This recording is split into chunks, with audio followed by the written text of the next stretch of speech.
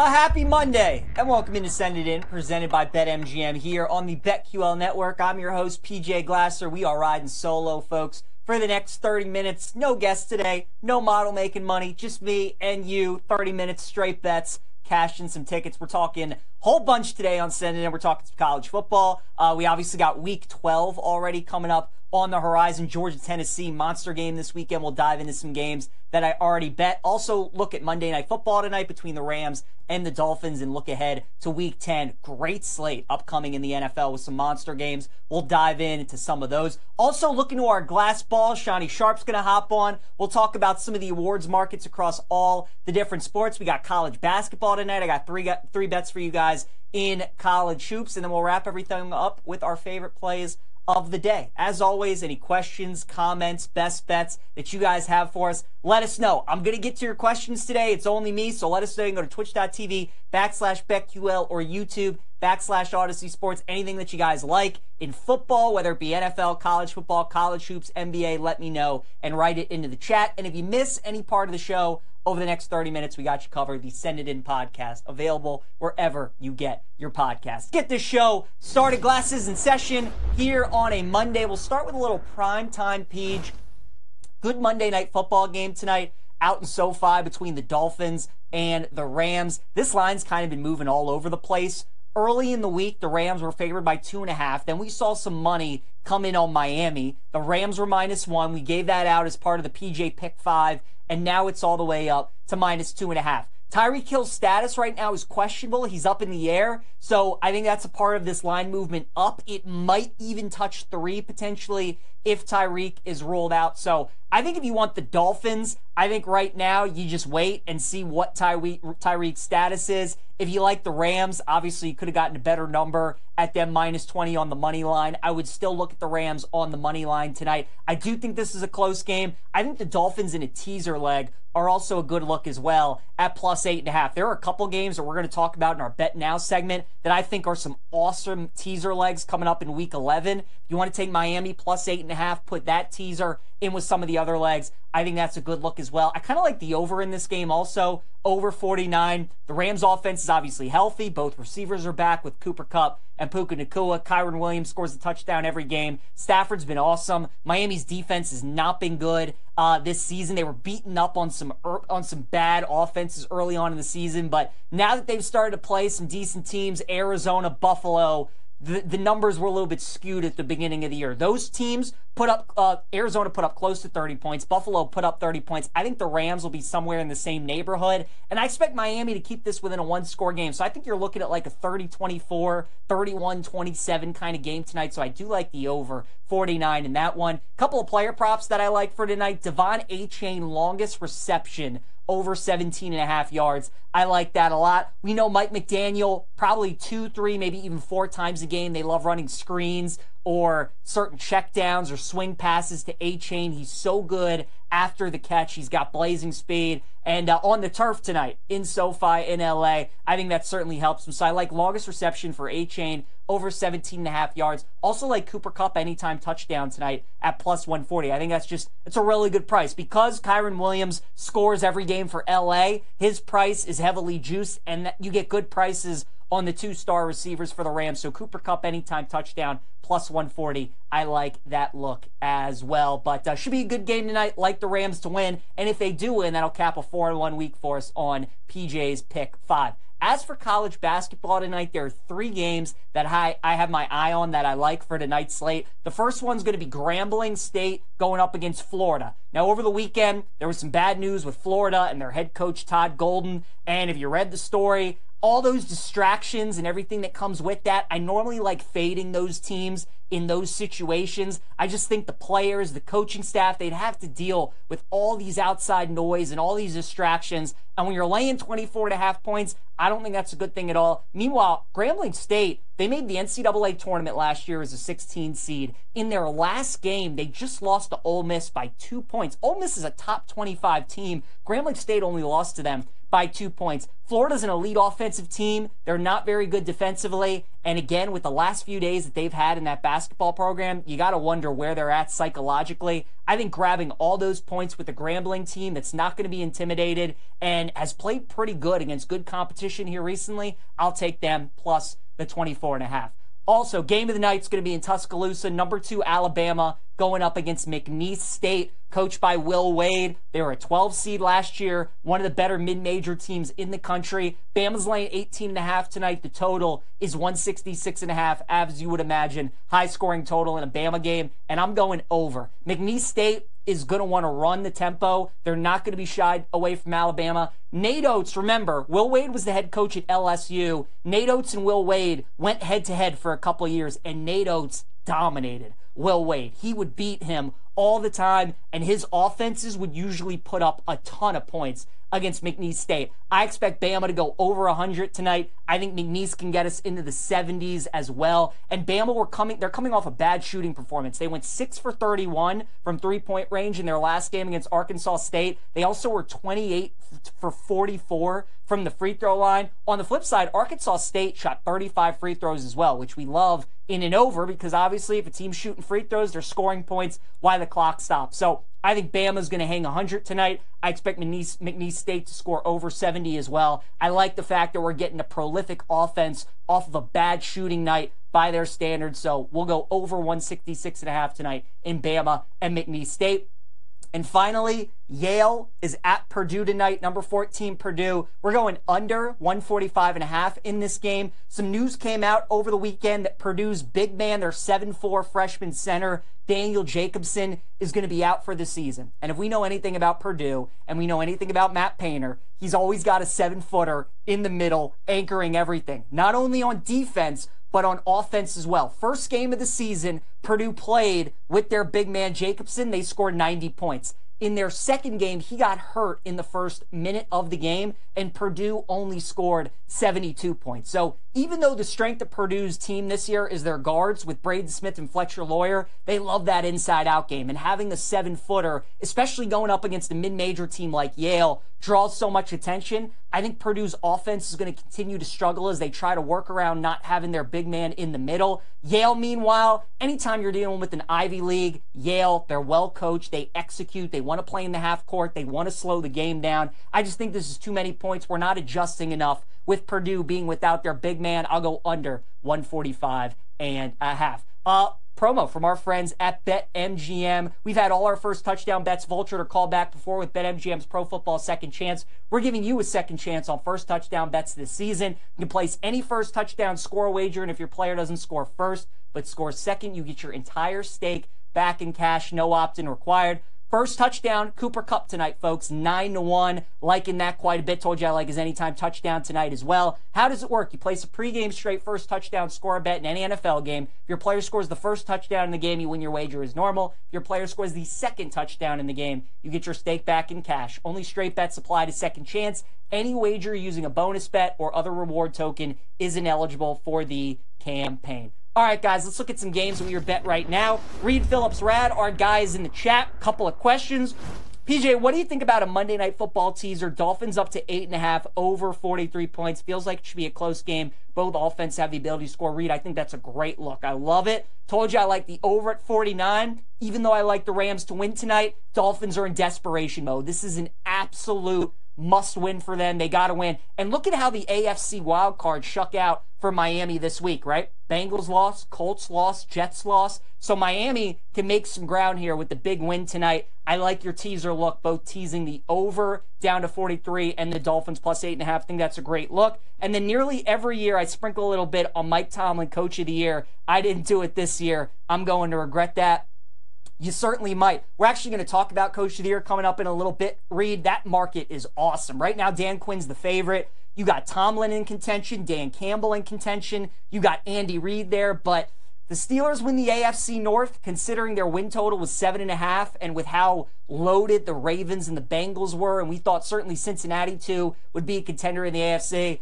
if Mike Tomlin pulls the Houdini act and they're win that division, it's going to be tough not to give him that award. We'll talk about that, though, in a little bit. Speaking of the Pittsburgh Steelers, they are one of the games that I would bet right now against the Baltimore Ravens, with Pittsburgh +3 against Baltimore. Guys, as a Ravens fan, I can just tell you, whenever the Ravens play the Steelers, and whenever you can get one of these teams and the underdog at +3 or more, you just always take the dog. It's a blind bet. These games are always close. They're always one score. They always come down to the wire. Craziest stat you're going to hear all week. Lamar Jackson, this is only the 5th time that he's played the Steelers in his career as a starter. He's only got 4 starts against them. The reason being, he was injured for those 2 years, and he didn't play the Steelers those couple times. And then also, the 2 times that they played the Steelers in Week 18 at the end of the year, the Ravens have rested Lamar because they had the number 1 seed locked up. So it's just kind of the way that it's worked out with injuries and resting Lamar. But this is actually only the 5th time that he's played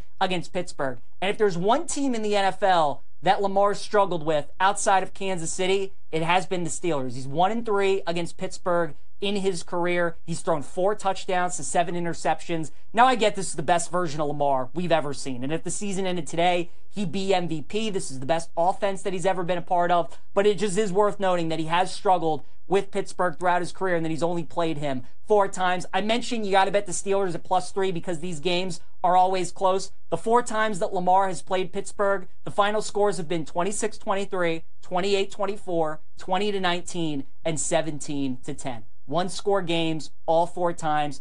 3 of those games decided by 4 points or less. Steelers +3 against Baltimore. Just got to bet it for the number. Also, favorite bet of the week is going to be the Cincinnati Bengals +105 against the Chargers. I think the Bengals are going to end up closing as small favorites in this game against LA. Guys, I've talked about it the last couple weeks on this show. I think the Chargers are the easiest team to handicap in the NFL. It's just clear cut how their team is. When they go up against bad teams, they beat those bad teams and they cover the spread. When they go up against good teams, they lose those games and they don't cover the spread. The Chargers are 6-3 this season. Listen to the 6 wins that the Chargers have had. The Raiders, the Panthers, the Broncos, the Saints, the Browns, and the Titans. You're talking about literally all the worst teams in the NFL, maybe outside the Giants. The Chargers have played all of them. They've won all those games, and they have covered all those spreads against all those teams. Those are their 6 wins. Their 3 losses this season: the Steelers, the Chiefs, and the Cardinals. It's real simple. When the Chargers go up against a playoff caliber team, a solid team, they don't win. When they go up against a bad team, a team that we know is not going to make the postseason, a team that's under 500, they lose. I know the Bengals are 4-6 this season. They've had so many games that just have not gone their way. But as I talked about with Miami at the beginning of the show and how they're desperate tonight for a win, the Bengals have to win this game against LA. We know the Chiefs are going to win the AFC West. So the Chargers, if they make the playoffs, are going to be a wild card team. It's a huge game for both teams. I'm going to trust Joe Burrow and Cincinnati in a must-win more than I will Justin Herbert at home. I'll take the Bengals at +105. And then look, I got to take the Chiefs at +2.5 against the Bills. We know this line's not getting to 3. If anything, it's dropping back under the 2 before it gets to the 3. So I'm betting the Chiefs at +2.5. If you want to buy the half point and get Kansas City up to +3, I totally understand. This is going to be a pros versus Joes game, right? All the professionals are going to be on Buffalo. Joe Public is going to be on the Chiefs. But again, after last night against the Broncos, how can you bet against the Chiefs to lose a game? They just have that pixie dust this year. They find ways to win all of these close games. I think Buffalo's the better team. They're at home. Josh Allen's 3-1 against Mahomes in the regular season in his career. But like we saw a similar line with San Francisco against the Chiefs, where it was reverse line movement. It looked like San Francisco was the right side, and then Kansas City wins that game. I get Buffalo's the right side. They're probably the better team at this point in the season, especially in the regular season. Allen's good against Mahomes in the regular season. But if you're giving me points with Kansas City, folks, I got to take the Chiefs +2.5. Also, teaser legs this week.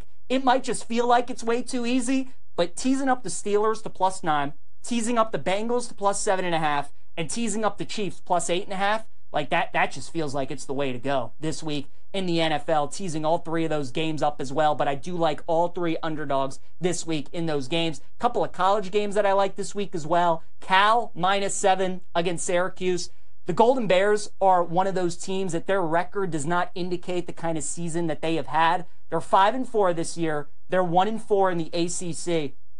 All 4 of their ACC losses, though, have been by a combined 9 points. They've lost a couple of games by a single point. They've lost the game by 2 points, and then they lost to Florida State by 5 points as well. Cal's solid, though, and this matchup for Syracuse is not good because Syracuse is a team that wants to throw the ball. Cal's got one of the best secondaries in the ACC. Obviously, you're talking about a team that has to come from Western New York all the way over to Berkeley. It's just a cross-country flight. It's a bad spot for Syracuse. Syracuse struggled against Pittsburgh a couple weeks ago when McCord threw 3 interceptions in the first half. I can kind of see something similar in this game against Cal. So I'd lay it with Cal, the -7. I also like the under 48.5 in Georgia and Tennessee as well. I just think this game is too many points. I don't like either quarterback in the way that they're playing right now. I don't like either of these offenses. I really like Tennessee's defense, and I like Georgia's defense a lot in this spot. I think Kirby Smart knows that his offense is not good enough for him to win a national championship. Georgia's not winning the Natty this year. Their offense is just not nearly enough. But at home, season on the line, you must win. Kirby Smart in his career in these big games, in these high-profile matchups, normally very profitable to the under because he plays to his strength. He wants these games to be ugly, physical, and he wants the other teams making the mistake. Nico left the Mississippi State game last week with an injury, so he is not going to be 100% this week going up against Georgia. You're getting 2 really good defenses. I think this game's got like 20-10, 23-10 written all over it. I'll take the under 48.5 in Georgia and Tennessee. All right, let's go to our glass ball here, get some stuff from our guy, Shawnee Sharp. We're going around the board in the world of sports. Shawnee Sharp, what's our first future that we're looking at today? Yep, Peach. Let's go to the NFL. You were just talking about this team. The Kansas City Chiefs to win the Super Bowl is at 4-1. Are they going to have a three-peat? I think they are, and I think 4-1 is honestly still a really good price. It feels like we're on this collision course for Kansas City and Detroit. It feels like the gap between Detroit and the other teams in the NFC is maybe a little bit wider because the Chiefs I honestly don't think are better than the Bills or the Ravens. But when it comes to the postseason and when it comes to January, there's no way I would bet the Bills or the Ravens over Kansas City, over Mahomes, over Andy Reid. So I think you're still getting good value at the Chiefs at 4-1. Again, they keep finding ways to win all of these close games, and none of those teams are going to have confidence that they can pull out a close win against Kansas City in the postseason when the Chiefs have done it time and time again. So I like the Lions a lot. I think they're the best team in football, but it's going to be tough to bet against the Chiefs and tough to beat the Chiefs in the postseason. So I do like the Chiefs, Shawnee Sharp. I still think 4-1 is a good bet. All right, let's go over to the NFC West. The team that is playing tonight against the Miami Dolphins, the Los Angeles Rams, for them to win the NFC West, it is plus 375.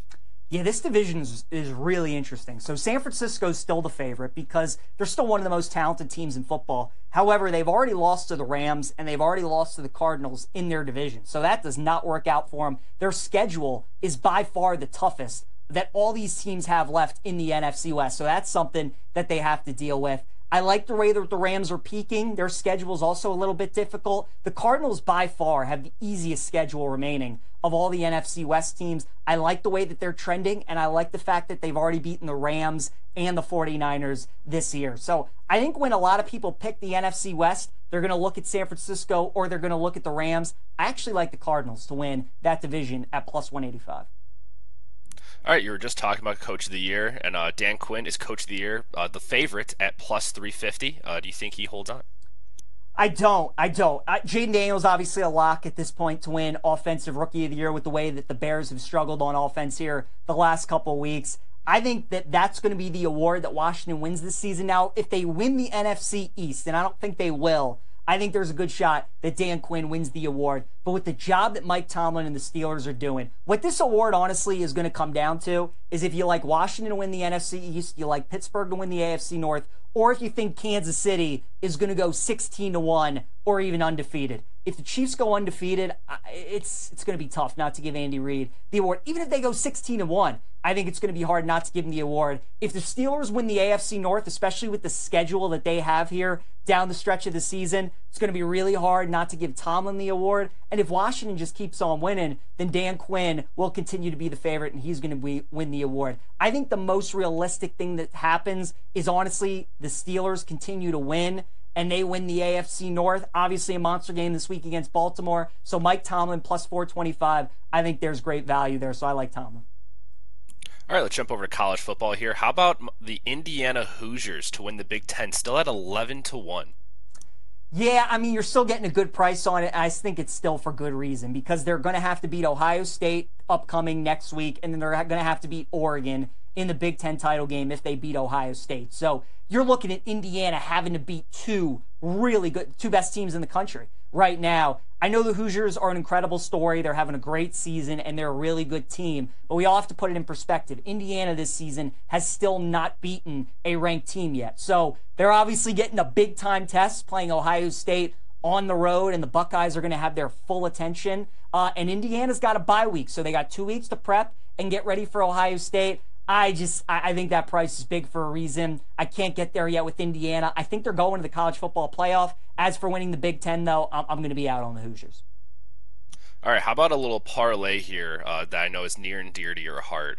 Alabama to win the SEC in both football and basketball. That parlay pays you plus 1687.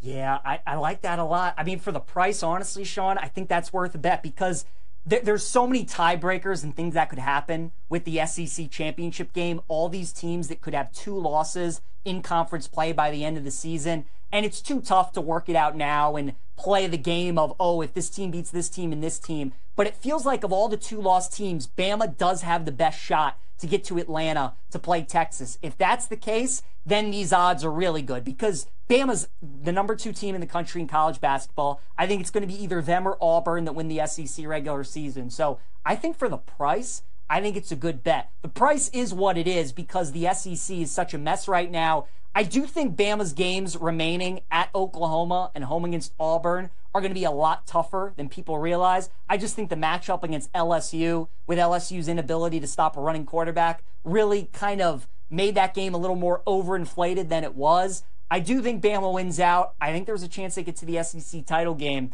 I like the price, Shawnee Sharp. I think that's absolutely worth the parlay, plus 1687. All right, I got 2 more here for you, Peach. Obviously, the Ole Miss Rebels coming off a huge win against Georgia at home. How about them to win the national championship? They're at 10-1. I can't get there with Ole Miss to win the Natty just because of Jackson Dart. That defense is good enough. Their defensive line's awesome. Maybe the best in college football, certainly in the top 3, top 5. But Jackson Dart he worries me. I know he had a pretty good game against Georgia. I don't like him consistently in those big games. So Ole Miss, look, I doubted them on Saturday because they never win games like they did against Georgia. That was step 1. They got over the hump. They won a big game like that. Now when you get into the college football playoff, can you stack good win after good win after good win? I just don't think over the course of 4 games, Ole Miss can beat good team after good team after good team. I don't trust Jackson Dart, so I'm out on Ole Miss to win the Natty. All right, how about one more college basketball award here for you? Cam Jones to win the Wooden Award. He's at 13-1.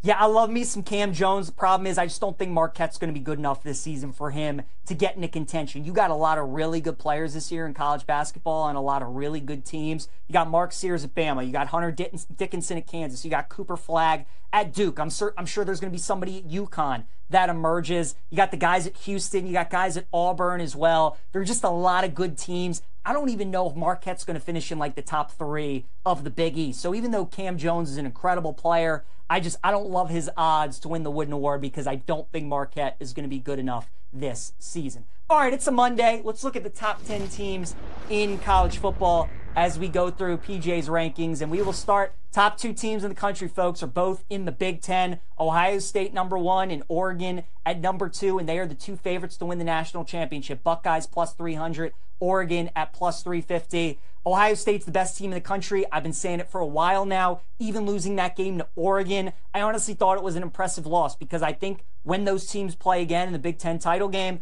I expect Ohio State to win. So I got Ohio State 1 and Oregon at number 2. Texas right now, I'll put them at number 3 at plus 450. Quinn Ewers still worries me, but man, Sark's like my favorite play caller in the game of football, college, or the NFL. They got so many weapons on offense. Their defense is very good. It just all comes down to Ewers, and I don't know if he's good enough to win Texas a national champion, but he is good enough to put them at my number 3 team. I'll go Ole Miss at number 4. They're 10-1 to win the national title. I just told you guys, though, I wouldn't take them to win the national title because of Jackson Dart, and I don't trust them consistently enough to win big game after big game after big game. With that being said, I think they're the second best team in the SEC because that defensive line is legit. And for them to beat Georgia without their top wide receiver in Trey Harris and their top running back in Henry Parrish, that was impressive. So Ole Miss, 10-1. They are the 4th best team in college football. Bama, I'll put it number 5 at 8-1. You cannot convince me that Jalen Milroe was not hurt the last 3 games for Alabama, because the guy we saw against Georgia and the guy we saw against LSU was not the same guy that we saw against South Carolina, Tennessee, and Missouri. That bye week did wonders for Milroe. Bama's offense looked good. I still have question marks about the defense and also the passing game as well. Bama didn't throw a pass play with 2 minutes to go in the third quarter for the rest of the game. They didn't have to. They just continued to run the ball. So when a team's able to stop their run, what does that look like? What does their counterpunch look like? But I'll put them at number 5. They're 8-1 to win the national championship, as is Georgia, who is 8-1 to win the national championship. They come in at number 6. I'd say the teams that dropped the most in my rankings were Miami, and then Georgia was number 2. Guys, I'm out on Georgia to win the national championship. Yes, they have the best coach in college football in Kirby Smart. Their defense is still solid, but Carson Beck just ain't it. And we knew he wasn't good,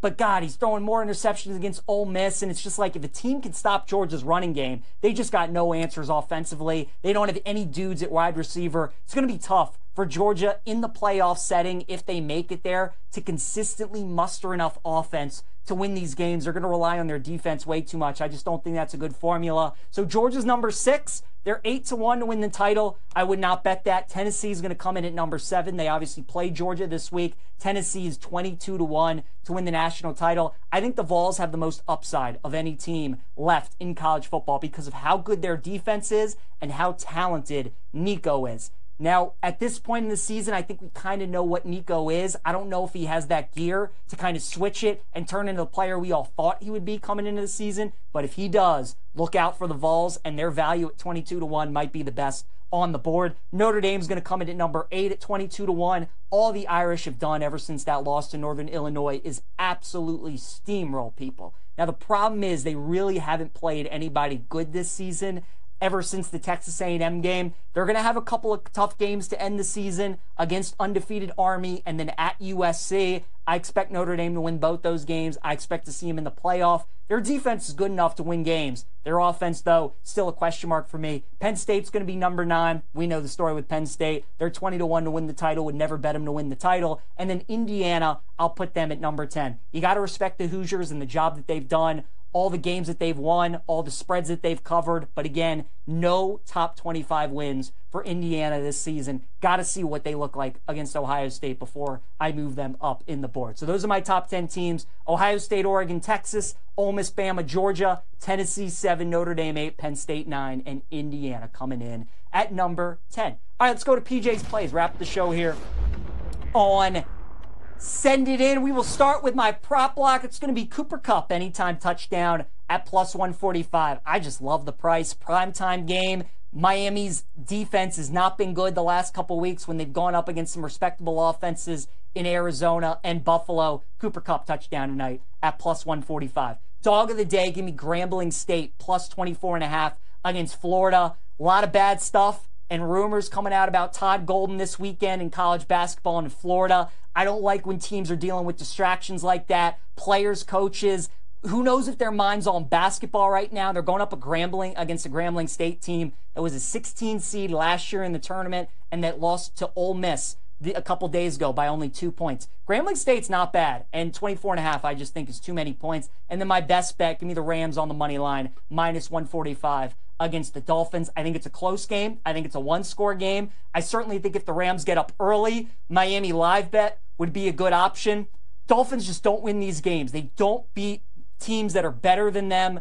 especially on the road. So I'll take the Rams on the money line at minus 145. Once again, our best bets for today: Cooper Kupp anytime touchdown plus 145. Grambling State plus 24.5, our dog of the day against Florida. And then Rams on the money line, minus 145. Going to be our best bet today against the Dolphins. That'll do it for us today. We will see you guys tomorrow. Appreciate you tuning in. Good luck on all your bets.